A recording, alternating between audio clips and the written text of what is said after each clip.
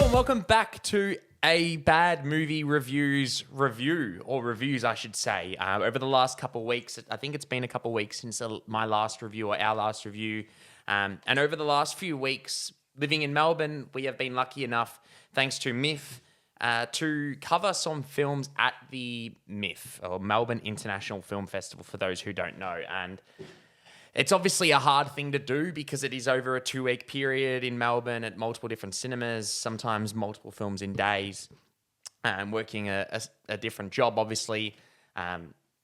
This is pretty much the best we can do, or I can do, in terms of a review. So I'm going to go through what I've seen over the past 2 weeks and my recommendations. Thankfully, pretty much all the films that I have seen, I would genuinely recommend, and I'll go through majority of them. I think there's a lot of films that show. I was fortunate enough to see 7, thanks to MIFF.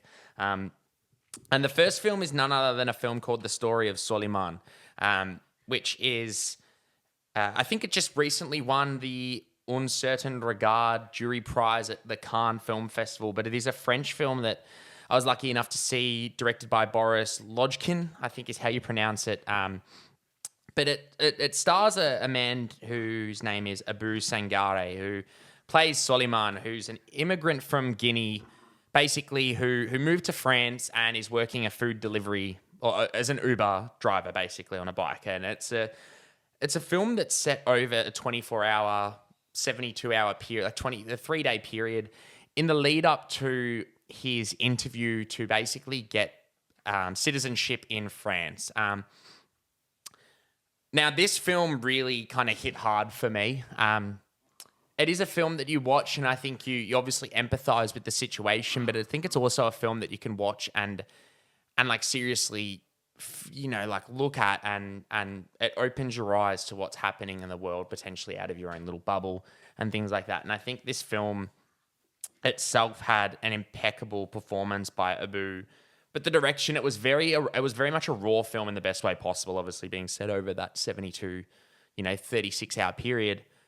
It did feel like it was potentially filmed. I'm not sure exactly the situation, but like it felt like it was filmed on a handheld, like an iPhone or something. That was very raw, very realistic situation. And I think the last 10 minutes of this film seriously hits hard, and it is a very emotional film. And I'm not sure what the French are doing in regards to their selection for international feature at the Academy Awards come Feb, but this is definitely a film I wouldn't be surprised if they put up for contention. I don't know what else is coming out that's obviously French, but I was a really big fan of this film, and that was the first film I saw at the festival, and I beg people to go see it once it comes out. I'm not sure when it's coming out. I don't know that situation. They didn't have any information on that. But moving on to the next film I'll touch on, which I know comes out, I think, middle of October in Australia, but it is none other than Memoir of a Snail, which is an Australian film, which is a stop-motion animated movie from Adam Elliott, who wrote and directed the film, who also he's an Academy Award-winning filmmaker in his own right, who directed Mary and Max, which I think was 2009, like a while ago. And this film, I believe, premiered at the Anarchy Film Festival, which is also in France, which I think it won the Best Picture there. I would not be surprised if this film is up for animation picture, because this film was fantastic.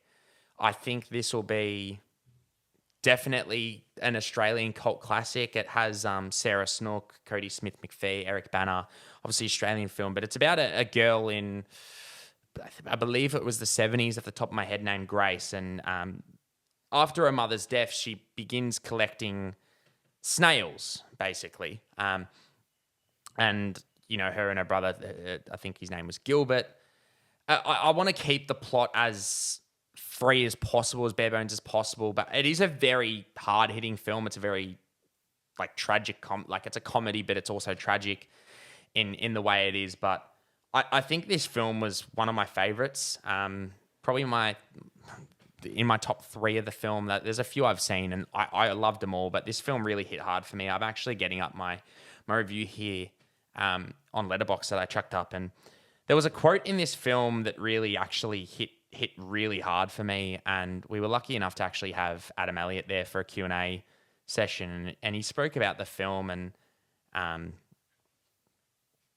He spoke about the film, and he spoke about the things that it was his own mother's passing that really sent him down this path of writing this film. And it's a quote that says, "Life only makes sense backwards, but we have to live it forwards." And it really actually stuck with me since I've seen the film. But I know it's playing in Tullarood, I believe. Before I think that's this week when I'm recording this, but I think this film will definitely do its rounds, and I think it'll become a very, very loved film. I obviously have the heaviest of respect for. I love Australian film, but stop motion is obviously a category and a film genre that is just incredibly hard to make. The attention to detail. Not saying every other film isn't, but I just have the utmost respect. He said it realistically took him about 9 years to make or something like that, but it looked beautiful. It was a beautiful film.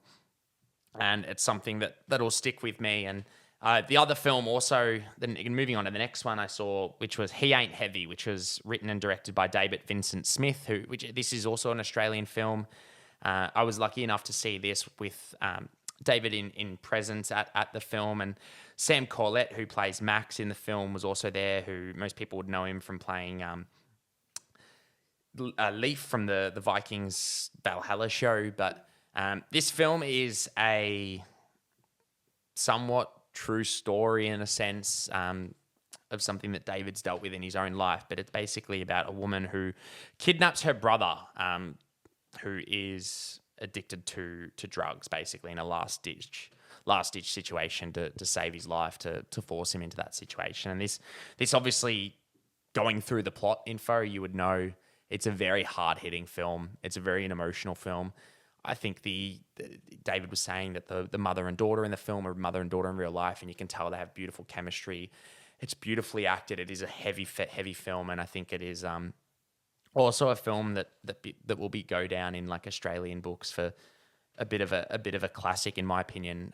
For some reason, Australians always seem to make their films really bleak and dark, and I think that's no different. And that was a fantastic film. The next film I saw was a film directed by Tracy Lehman, who, luckily enough, was also in presence. She did a Q&A after, and it's actually semi-based on a situation in her own life which happened. And I think this is one of my favourite films of the year, if not, well, definitely of the festival, if not of the year. It has Barbie Ferreira, who's probably most known for in Euphoria, and John Leguizamo. I think that's how you pronounce it. But the plot itself, it's about a woman in her 20s who doesn't have a great relationship with her father and basically becomes friends with her father on Facebook, friends with a man on Facebook with the same name as her father, and it's loosely based on her own life. But this film had everything for me. I was in tears. I backed this up. I saw this straight after He Ain't Heavy. I probably I was in a very emotional state at the time, as you can probably imagine, watching those films back to back. But I thought Barbie and John had impeccable chemistry, like fantastic chemistry, and just everything in the film. I think it's a beautiful film about how far kindness can go. You know, in life we all experience, whether it be bullying, mean people, anything like that. But it's always that one kind thing that might happen that completely offsets it, or is something that will stick with you throughout time. And I think it's a beautiful film about friendship, about people that come into your life that might not you expect to happen. But this film will stick with me for quite some time, and I don't know when it's coming out in cinemas, but I believe it won the Grand Jury Prize at Sundance. I think. I can't quite remember at the top of my head. It won the Grand Jury Award at South by Southwest, sorry, and the Audience Award as well. So this is a film that I think will be very similar vibe to like a coming of age, Mia Earl and the Dying Girl. But I think it's a film that definitely will have a cult following. But I do hope it just gets a big following anyway, because I think it's a really special film that has some beautiful, beautiful messages that everyone should and go see. But Moving on to the next one is the film called A Different Man, which most people would know. That's been heavily advertised, starring Sebastian Stan, who most known for playing Winter Soldier, and Adam Pearson as well, who plays Oswald in the film, who previously had been in Under the Skin, who he was fantastic in. But this film was probably my least favorite of all the films I saw at the festival. In saying that, I still really enjoyed it. I thought it was a funny psychological film about like identity and obviously identity crisis, and it's a very serious film, but it also has laughs and drama. But it's a film about obviously living life in your own skin. It's just hard to kind of explain in words why this film didn't work for me at times. I just felt like the character of Edward, I just didn't really know what they were trying to convey with the message really towards the end of the film. It got a bit, it could have ended probably 20 minutes earlier and I would have really enjoyed it, but it just kind of kept prolonging and prolonging. And I was like, why is this character in this situation? But overall, I still really enjoyed it. I think it's 100% Sebastian Stan's best performance of his career by a long margin. He is fantastic in the film. And look, I think it is a film that a lot of people will love, but I do think it also get a lot of like divisive opinions. But the next film, I don't think it will. I think it'll be absolutely loved, and it is none other than Sing Sing, which is a film I've been looking forward to quite some time. It premiered at the Toronto Film Festival, I believe, last year, and this was the premiere in Australia. And it basically stars Coleman Domingo as Divine G, or his name's John in the film. And it's based on a real life program that's through the arts at a maximum security prison, which I think it's called the RDA or RPA. I can't remember off the top of my head, but it's basically, a film about people who are incarcerated in prison and basically try and express themselves through art and through acting. And they put on their own theatre shows. And one of the impeccable things about this film is everyone in the film, or majority of the people in the film, there's about 3 actors or 4 actors in the film, and then everyone else is people who actually went through this situation, who were in prison and did this program and learnt how to act through there and express themselves, and obviously have gotten out of jail since. But this is one of the most heartbreaking, but also, spirit-lifting films I've seen in quite some time. I think it's got one of the best performances by Coleman Domingo I've seen in a while, and I think he'll definitely be there come awards season, and I think this film will be too. I'm sure it'll be in the Best Picture conversation because it is a film that's obviously based on a true story, but I think also above all else, it's just a film that shows, rehabilitation and the best in people, and I think,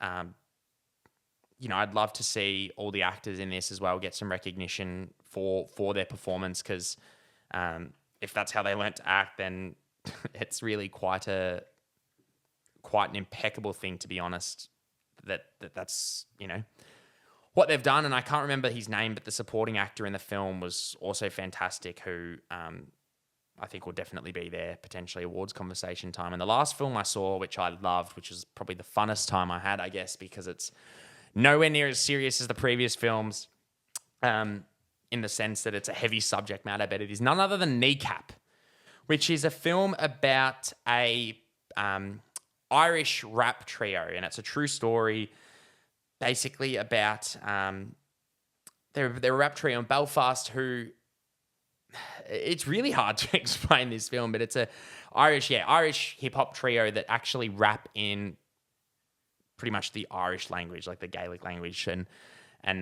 this is obviously a time when North Ireland were trying to ban the use of using it, and the band themselves actually play themselves in the film, but it's just a really, really fun time. I think it's exceptionally directed. I think it's exceptionally acted, and they obviously all play themselves in the film. It's got Michael Fassbender, but I think it's set in 2019 from the top of my head, but it's just a great time. All the music choices, all the stylistic not choreography, but the artistic choices, especially in the songs where there's drawings, and I just had a fun time. And I think this is a film that'll, I've said it a few times, but like, I would not be surprised if this also becomes a bit of a cult classic, because it is a fun, impeccable time. It's exceptionally well acted and extremely well directed. And I think it is being submitted for best film for Irish foreign language at the Oscars. And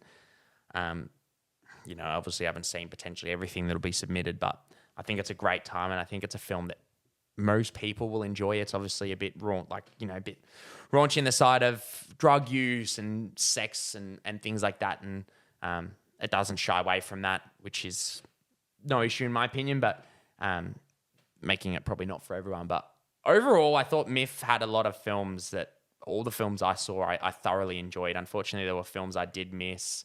I really wanted to see The Substance, which comes out next week, which was showing there. I really wanted to see. I saw the TV Glow. Luckily, they've come out, so I'm not sure if I'll release a review or when I'll see them. But overall, loved the selection at MIFF I've seen this year, and I can't wait for next year and see what they have. But all of these films I would highly recommend. So if you have seen them, comment below, let us know what you think. Or other than that, if you I'd love to hear your thoughts on the films. But keep an eye out, support these kind of film festivals, keep them coming. 2025, I'll be there again and cover some films. Hopefully, I might do singular reviews if the time permits. Not sure what the situation will be, but without further ado, thanks for watching. We'll catch you next time.